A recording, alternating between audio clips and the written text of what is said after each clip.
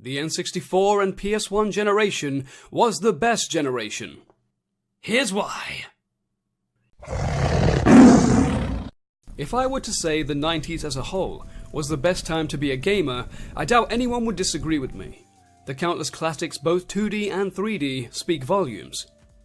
So why in this video am I choosing to focus on the early 3D consoles, when it's almost become fashionable nowadays to simply dismiss them and say all those games have aged, whatever that means. Aged? In Mario 64, Mario has more moves than in any other game. I mean, look at it. This shit is crazy. While tastes and standards have changed over time, good art and thus good games are good forever. If you're willing to look past frame rate issues and low resolution, badly aliased graphics that make your eyes want to bleed, you'll find there's a seemingly infinite supply of games to love. So spin your baseball caps 90 degrees and grab your shades, because things are about to get radical! Yeah! Innovation. The N64 and PS1 generation was the true coming of age of 3D video games, and heralded a time of unparalleled creativity. There were no templates, no expectations, no mental limitations. Whatever idea you had floating around in your head was something you could potentially create on screen, as long as you only used, like, a couple thousand polygons. And yes, the Sega Saturn was there too, but I don't know anyone who bought that, do you? This was a time when a small, tight-knit team of developers were churning out blockbusters. A time where new studios were sprouting up like weeds, and fresh-faced college graduates were working on AAA projects like GoldenEye 007. It was almost like every developer had the freedom and mindset of an indie studio. If I were to list all of the groundbreaking games released during that era that changed the gaming landscape forever, I'd be here all day long. I'll list but a few. Super Mario 64! While 3D video games and even rudimentary 3D platformers had existed before its release, they may as well not have bothered. Mario 64 was the game that taught the world how to run, jump, swim, fly, and explore a 3D space. The game also gave us the power to manipulate the camera to a staggering degree. It could do nearly everything, from looking behind Mario's head like a pseudo first-person view, locking the camera at a fixed angle so it's almost like a Resident Evil game, and a Mario mode that moved in lockstep with him at all times, similar to how the camera in Tomb Raider worked. This is all on top of the regular camera, which gave you a lot more freedom to zoom in and out than later Mario games typically would. You could clearly tell they were experimenting, and weren't entirely sure what direction gaming would go in when it came to camera systems in future. The fact that they personified the camera as the character Lakitu, to make the idea of controlling your viewpoint less obtuse and confusing, also adds to that idea. GoldenEye 007. Everyone knows that GoldenEye was the first FPS that brought us 4-player split-screen multiplayer. But what they failed to mention is that it was also the first realistic first-person shooter. It gave us stealth, objectives, headshots, and realistic character reactions. As well as that, it also popularized dual-wielding, sniper rifles, weapon physics, and vehicles, and took them all to a whole new level. So, everything. The game basically did everything. The Legend of Zelda: Ocarina of Time. The game that perfected lock-on targeting and single-handedly solved the problem of fighting enemies in third person. Before that, games had you running around in circles, hammering the attack button, swinging at the air hoping to land a hit. Pretty much like Monster Hunter, I guess. There were also tons of games made in that generation that were never iterated upon. So many unique ideas that were never seen again. Here's a few of those. Fighter's Destiny! Fighter's Destiny! An innovative 3D fighting game in which victory came by winning points, by finishing the opponent in various ways. Pretty much like a real-life martial arts tournament.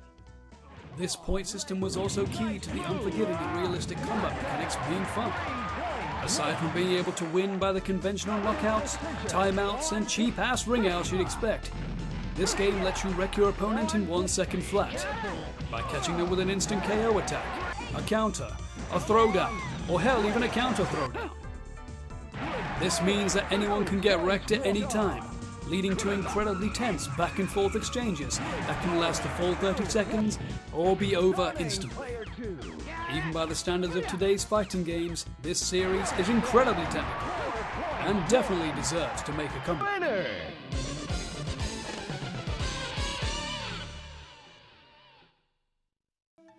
Bushido Bredo.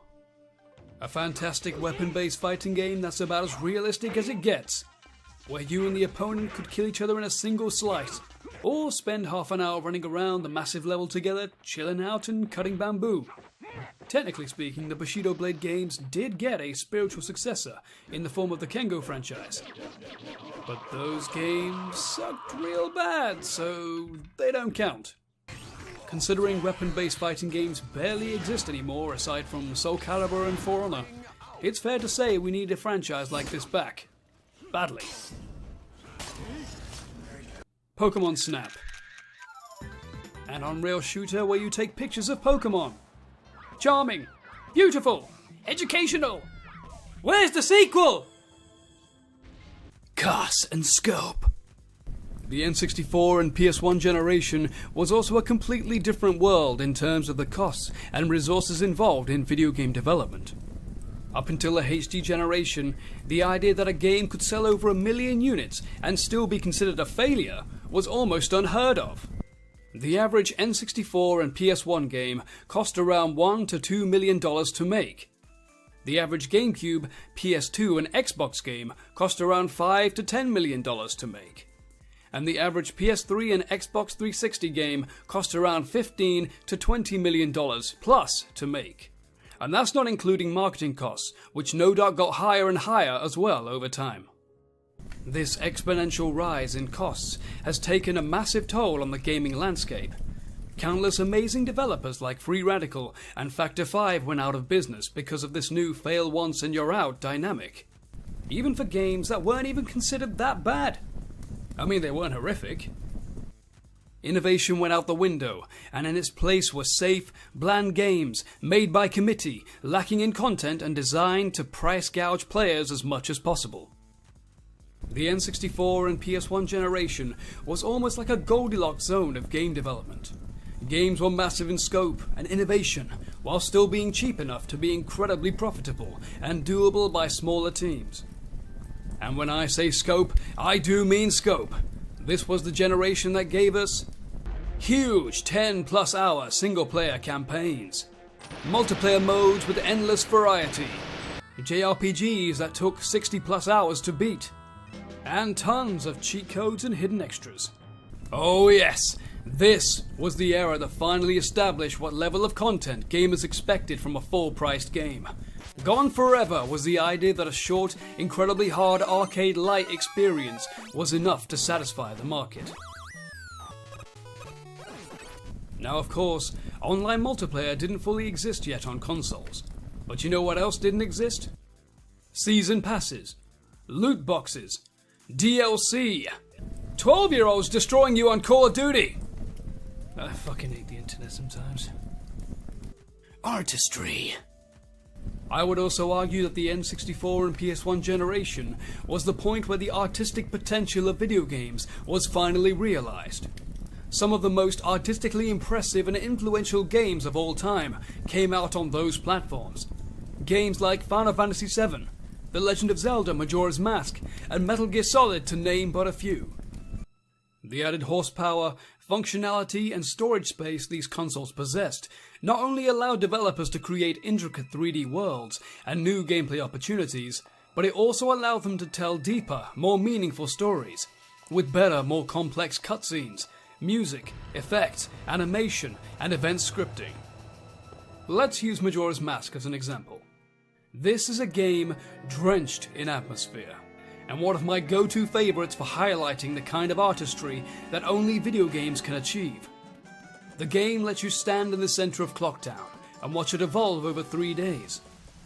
You see the time pass and the weather change, characters frantically running around trying to live their lives, and eventually it all coming to a terrible end as the moon finally crashes into Termina. And you as the gamer have the power to influence all of that. It is an incredible artistic achievement that very few games have attempted to replicate, and none of them have done it as well. While video games have certainly improved leaps and bounds in terms of visual fidelity and overall smoothness of the experience, the capability for the developers to convey their story is almost the same. The N64 and PS1 generation was the point where the ideas became far more important than the tools. When we look at Metal Gear Solid 1 and Metal Gear Solid 4, is there really that big a difference? They are both telling the story the exact same way, and most will probably agree Metal Gear Solid 1 does it better anyway. The story itself is better written and less insane. The codec has tons more conversations to offer, when in Metal Gear Solid 4 it felt like an afterthought. And the cutscenes in Metal Gear Solid 1 aren't as ridiculously long. Metal Gear Solid 1 was just a much more balanced experience overall. Now don't get me wrong, there are plenty of SNES games, and even a few NES games, that did storytelling, atmosphere and world building incredibly well, but they were working within the substantial technical limitations of the time. For example, as much as I enjoyed Final Fantasy VI, and can appreciate its massive scope, fun characters and all of the poignant moments in its story, it still felt not old per se, because that would imply it's aged, but it felt like there could have been more, like they weren't able to fully realize their vision, to create a world as dense as they may perhaps have wanted to make. I mean, I can't be the only one who noticed all the towns essentially look the same, and that some characters don't have much dialogue or story at all. Who knows what improvements could have been made if that same development team back in 1994 had the resources Square had with Final Fantasy VII. After all, the whole of Final Fantasy VI was crammed into just 3 megabytes. 3. Final Fantasy VII, on the other hand, was released on 3 PlayStation 1 discs that could store around 700 megabytes each. Both games are still a million times better than Final Fantasy XIII, of course. A game where the characters talk too damn much and 99% of it is bullshit. Square Enix had nigh on unlimited resources to make that game, and despite how beautiful it is and how smooth the gameplay is, it still fails to live up to its predecessors, because it was based on bad ideas. The gameplay is shallow and sluggish, the story is nonsensical and poorly delivered. It sucks. British games industry.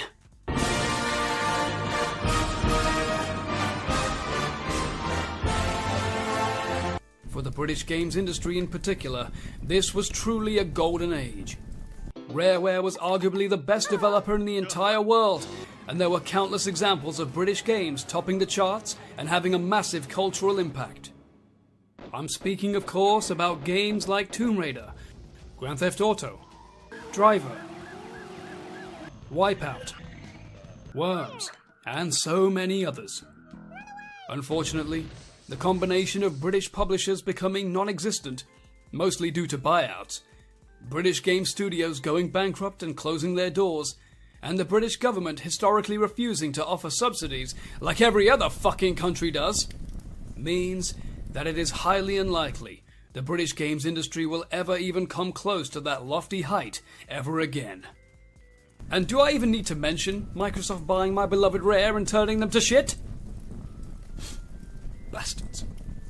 In conclusion, while every generation brought with it both great advancements as well as drawbacks, and of course every generation and console was special to someone, it can't be stressed enough just how important the N64 and PS1 generation was to the modern psyche of video games. It has to be said, we 90s kids had it good. Pretty darn good. Thanks for watching. Be sure to like, subscribe and leave a comment. And I swear to God, my next video won't take 1.5 years to come out. Probably. Bump to the bump to the bump to the bass, bump to the bump to the